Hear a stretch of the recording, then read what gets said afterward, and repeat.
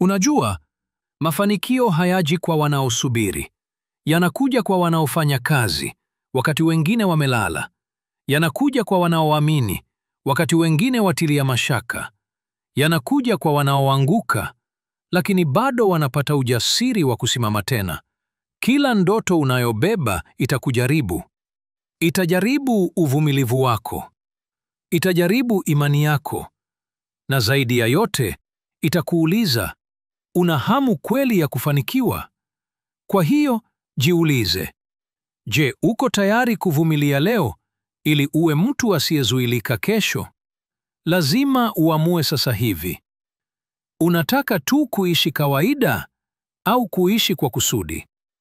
Kwa sababu kusudi kunalipa gharama, kunalipa muda, kunalipa marafiki, kunalipa raha, lakini mwisho wa yote kunakupa kila kitu. Denzel Washington aliwahi kusema, urahisi ni adui mkubwa zaidi wa maendeleo kuliko ugumu. Tafakari hayo maneno. Sio kushindwa kwako kunakokuzuia, ni eneo lako la faraja. Ni sauti ile ndogo inayosema labda kesho. Lakini ukweli ni huu, kesho haitakusaidia. Kinachokusaidia ni nidhamu. Baki na njaa ya mafanikio. Baki mnyenyekevu. Baki na mtazamo thabiti hata kama hakuna anayekushangilia. Maendeleo ya kweli hutokea wakati hakuna anayekuona. Wakati unaamka saa 10 alfajiri kufukuzia ndoto zako. Wakati unajituma kimya kimya. Wakati unaomba kwa siri. Wakati unaamini ndani yako kabla mtu mwingine hajakuaminisha. Na niseme wazi, kama Mungu amekuwekea ndoto moyoni mwako, inamaanisha inawezekana. Lakini hatakupa bure. Lazima ufanye kazi. Lazima utoe jasho. Lazima ujitoe.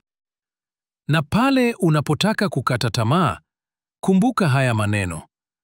Anguka mara 7, simama mara 8. Huenda mafanikio yako yapo hatua moja mbele. Jaribio moja zaidi. Saa moja zaidi ya kazi. Tendo moja zaidi la imani. Kila siku unapewa uchaguzi. Unaweza kuendelea kutoa visingizio. Au unaweza kuendelea kufanya maendeleo. Unaweza kungoja muda unaofaa.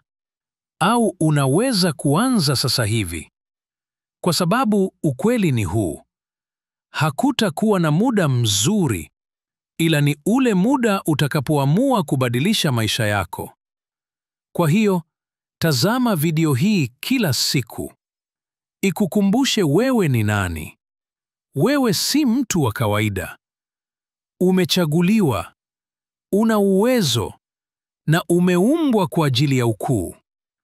Sasa, amka. Nenda ukatafute unachostahili. Na usiache mpaka utimize. Karibu kwenye Fikra Thabiti, sehemu tunapofungua fikra zako. Usisahau kusubscribe, kulike na pia comment nini tukifanyie kazi.